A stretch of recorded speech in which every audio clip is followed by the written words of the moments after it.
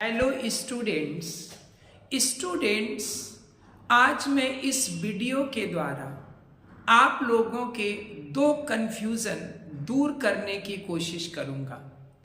ये वो दो पॉइंट हैं जिनकी वजह से स्टूडेंट्स अधिकतर एग्ज़ाम में कंफ्यूज होते हैं और गलतियां कर देते हैं।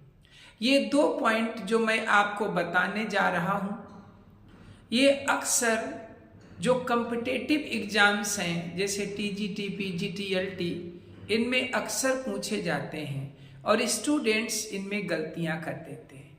तो स्टूडेंट्स, आप लोग व्हाइट बोर्ड पर देख सकते हैं कि यहाँ पे मैंने एक सेंटेंस लिखा है। सेंटेंस लिखा है कि he gave me an advice.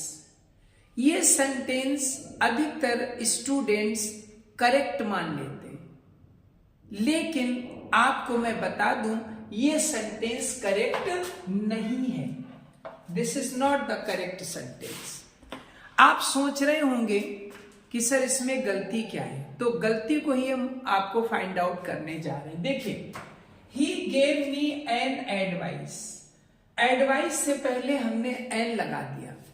ये इसलिए गलत है क्योंकि एडवाइस जो है ये एब्स्ट्रैक्ट नाउन है और एब्स्ट्रैक्ट नाउन काउंटेबल नाउन में नहीं आते। और हम जानते हैं कि आर्टिकल ए या एन ये हम उन सिंगुलर काउंटेबल नाउन से पहले करते हैं, उनसे पहले इस्तेमाल नहीं करते जो अनकाउंटेबल हो। तो एडवाइस हमारा अनकाउंटेबल है, इसीलिए इससे पहले हम एन नहीं लगाएंगे। तो करेक्ट सेंटेंस हमारा बनेगा he gave me advice. This is your correct sentence. एक बार फिर से समझ लें कि जो एब्स्ट्रैक्ट नाउन होते हैं या जो मटेरियल नाउन होते हैं वो हमारे अनकाउंटेबल होते हैं और अनकाउंटेबल से पहले कोई भी आर्टिकल ए या एन का इस्तेमाल नहीं किया जाता है। तो ये एडवाइस हमारा एब्स्ट्रैक्ट नाउन है, इससे पहले एन का इस्तेमाल नहीं करेंगे। तो इसको आगे से ध्यान रखिएगा।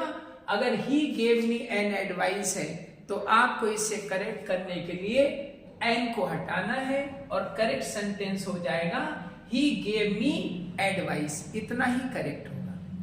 एक और पॉइंट बहुत अच्छा आपको बताते हैं। यहां पे हमने सेंटेंस लिखा है ही इज एन ऑनेस्ट। अगर आप इस सेंटेंस को देखें ही इज एन ऑनेस्ट, तो it is also incorrect sentence. ये भी इनकरेक्ट है। इनकरेक्ट क्यों है वो समझिएगा। देखो, यहां पे हमने केवल ऑनेस्ट लिखा है। अगर हम ऑनेस्ट के बाद कोई नाउन लगा देते हैं जैसे ऑनेस्ट मैन, ऑनेस्ट पर्सन, तो ये सेंटेंस सही होता। लेकिन हमने केवल एडजेक्टिव लगाया है और एडजेक्टिव से पहले हम ए या एन का इस्तेमाल नहीं करते। मतलब एडजेक्टिव हमारे सिंगुलर प्लूरल में नहीं आते। तो हम क्या करेंगे, इसमें से भी ये एन हटा देंगे और करेक्ट सेंटेंस हमारा हो जाएगा he is honest. It will be the correct sentence. ठीक है। अब अगर इसको एक तो इस ढंग से हम कर सकते हैं सही, एक और तरीका है। अगर हम इसमें एन ना हटाना चाहें तो हम ऑनेस्ट के बाद कोई नाउन lगा देंगे तो वो सेंटेंस सही हो जाएगा। इस ढंग से ऐसे कर सकते हैं कि he is an honest man. अब ये करेक्ट हो गया। Now this is correct sentence. क्यों? क्योंकि इसमें जो एन लगा है it is used according to noun. इसको नाउन के अकॉर्डिंग यूज किया गया है, एडजेक्टिव के अकॉर्डिंग नहीं। तो स्टूडेंट्स, आशा है कि ये जो हमने आपको एरर्स बताई हैं इनको आप लोगों ने बढ़िया ढंग से समझ लिया होगा और एग्जाम में कोई भी कंफ्यूजन नहीं रहेगा।